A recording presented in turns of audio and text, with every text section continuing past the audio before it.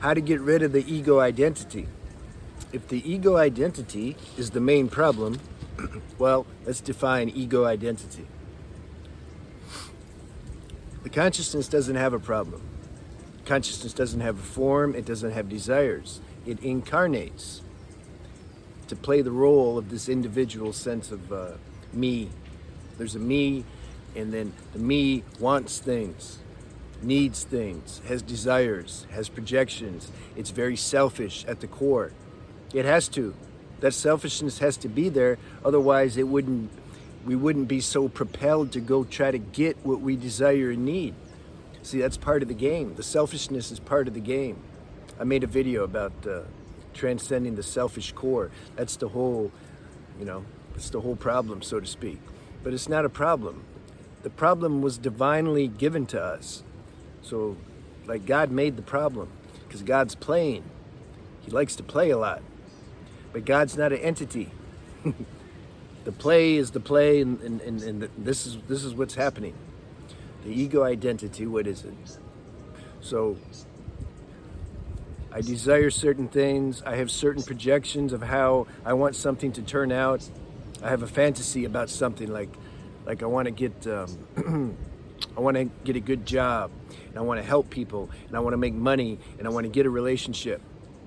So that's the driving force, you can say, of my life for a while. That's more important than the spiritual practice. Like, what spiritual practice? Okay, I'm going to meditate. This is boring. Like, I want to go fulfill my projections, because the life force is very strong. It's compelling us to go do that. It's not a mental choice.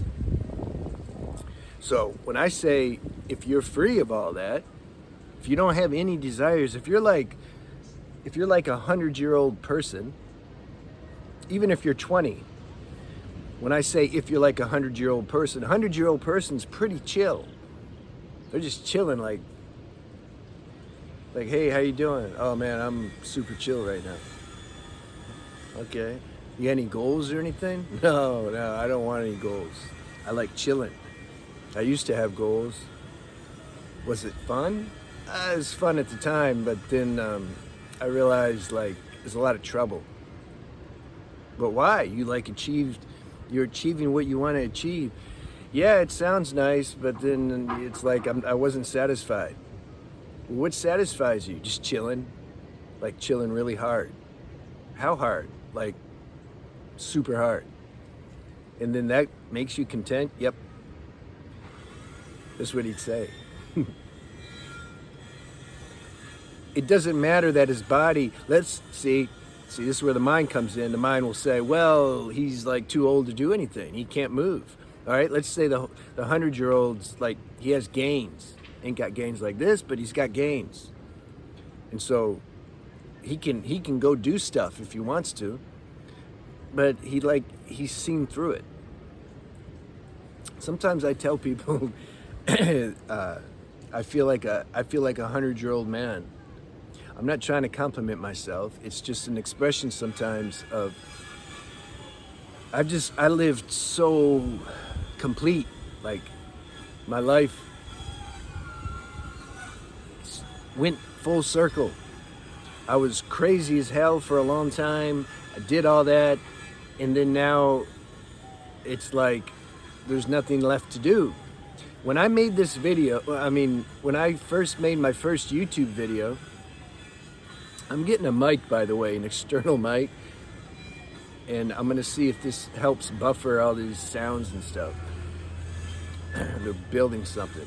But when I made my first YouTube video, like almost 2 years ago, I was spending time with the girl, and I told her, I gotta attribute some of that to her. I told her too. I'm like, somehow she helped me do it. I was trying to postpone it, because it's like I didn't want to. I knew once I got in this, this is it. Like, I was gonna be in this forever. I wasn't just gonna make a few videos and try to be cool. Like, I knew that the life force was compelling me to make these videos, so I knew that there must be an audience somewhere for it. And like, what am I gonna do? Just make a few videos and leave? So I knew I was gonna be in it for the long run. So something was postponing, because I wanted to make sure I didn't have any reservation still to want to go do stuff and do this and that, because I was doing a lot of plant medicine several years ago, and I was liking it. I knew that was going to end because I knew that that wasn't where it was at, but something enjoyed it at that time. That camaraderie of doing plant medicine with people, that was my so-called party years. I didn't have party years when I was a teen or 20s, because it was like low-level partying, like get drunk, get late, like, no, I didn't want to do that. But then I discovered, man, if we did plant medicine and everybody did plant medicine, then they would get to the frequency to where then I could talk to them. I'm like, oh, cool. Because normally everybody's stuck in their mind, and there's, you can't have deep talks. But then when everybody got on plant medicine, it's like we could talk deep. So I enjoyed that, for a while. But then everything gets boring. I know I digressed, and I'm hoping I can remember my point. I don't know. So I did all that. I remember.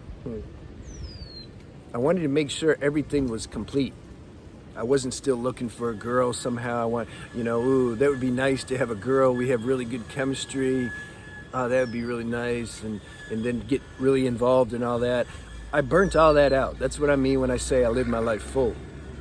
So then all there was left was to make videos and share, you can say, my experience and some knowledge that we gained through living experience. This is the highest knowledge, living wisdom. You get it from doing it. You don't need to read books. You go do it, and then you figure it out. So I made the first video, and I told the girl I was spending time with, I'm like, I can die now, the physical body. I'm like, I feel complete. I went full circle. Crazy as hell, started to get more sane, got to a semblance of sanity. I said, okay, it's time to share this now. I feel that's full circle. And now I'm just going to do this until, I leave the planet. So we're supposed to be talking about when you're free of desires or you're free of this identity, then awakening is it's automatic, because there's no end to the awakening, by the way. All right, so I don't label myself awake. Just don't do it. There's nobody awake in the fullest 100% sense. As long as we keep a form, there's something to fine tune. There's going to be something that comes up sometimes. The energy's going to play. Maybe we're going to get rattled by something. It's cool. Like, who cares? See? That's a spiritual attitude. Spiritual effort. But make sure the ego's not saying it. That's the thing. Got to discern. So you get free of identity and desires and projections, though. There's a couple ways. One is by doing them. There's some things you can't get free of unless you do them. You got to do them, because that's the karma. You got to experience it. Some guys, they say, like, man, I really want a relationship and everything, but I don't want to get involved, though, because it's like going to be distracting and mess my spiritual practice. I'm like, man, you got no choice. Like, you can't choose this stuff. Let life unfold and play the role you're supposed to play. And then when you're organically free of something, that's what you want. You don't become a renunciant. I renounce this because I only want God. You don't have the power. Like, how are you going to do that? You're going to walk around suppressed, like a lot of these people I saw when I used to be in ashrams back in the day. I'm like, I don't want what they have. They don't look happy. So if you live your life full, you do everything you want to do, then you're going to be free. You're going to be more awake to your true nature. Because all these distractions and projections and desires and little personal interests, they're not there anymore. They're there on superficial level, of course. You still enjoy like certain people more than others and certain foods. You don't become like some dead robot, but they're not like driving you so much anymore. That obsessive energy behind it's not there, because you did them, you saw through it. So that's why I say you're like the 100-year-old man. That can happen at any age. You just like, okay. And then when you get to that point, then life the universe is going to use you for, you can say, your highest, truest destiny. You see? Because now it can use you, because you're free of all this chatter and this self-obsessive drive. You're like empty of that now. So now God can use you. Maybe he wants you to make videos. Maybe he wants you to, my mom likes this stuff where the guy like uses chalk and creates like this 3D on the ground, you know, on the sidewalk. He'll make like a big hole, and then somebody will be walking, they're like, whoa, I don't want to step in this hole, but it's not a hole, it's like just chalk. He's an artist. Maybe God will use your talents for an artist or a musician or a teacher or whatever. It's not your business. I don't choose to do what I'm doing now. This is an unfolding. In fact, the opposite. I tried to not do it, like I said, for a while. But if something's destined to happen, it's going to happen. The life force is going to make you do something. That's how you want it. Then you know it's true. Then there's no ulterior ego motives like I had when I was in my 20s teaching yoga in Florida and Bali, and I wrote a book, and I'm like, yeah, I'm somebody. That wasn't authentic. Or when I tried to write a screenplay, that was fueled by like ego. Wants attention. It wants to be somebody. I want to demonstrate my talent. I want to demonstrate what I know because I want to feel like I'm worthy. See? That's personal ego. When we're free of that, then God can really use us. And then what we share or what we do, it's authentic because there's no ego attachment behind it. You're not expecting a certain result. You're not expecting people to revere you. No, you're already your reverence is inside, like God's revering you. Who else do you need to revere you? The whole world can be against you, but if you're complete inside, you're like, okay, this is the game, this is the test, I guess. The whole world must be against me, but somehow I don't care. Like somehow I'm complete inside. It's usually not the case. I mean, you're going to attract some people who see you really for who you are, but we have to get to a certain degree of inner balance before that can happen. So it's not so much about sadhana and spiritual practice and I got to just repeat this mantra 100,000 times a day and then that's going to do it. It's like,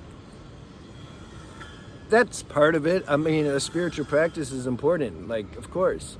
That's one spoke on the wheel, though, you see? You can't just use a spiritual practice to bypass everything. It won't work. You have to be in, like, living experience. That's where the real work is. I used to do my spiritual practice, my meditate and yoga every morning, every night, but then during the day, that's where the real tests came. It would trigger our own like dormant darkness and issues and trauma and whatever. So then you can look at it. Introspection, like, whoa, I got super triggered. But do you look at it? Or do you just kind of bypass it away and go back to your spiritual practice? I just do my spiritual practice. You're missing it. The real transformation happens in our daily life if we pay attention. That's what really gives the awakening, actually. And living life to the fullest, doing everything you want to do. All right, I'm going to move and go to another spot because I don't know. See, now it's not making noise, but they'll start again. All right, I hope that wasn't too loud for you. I'll talk to you soon. There, it started again.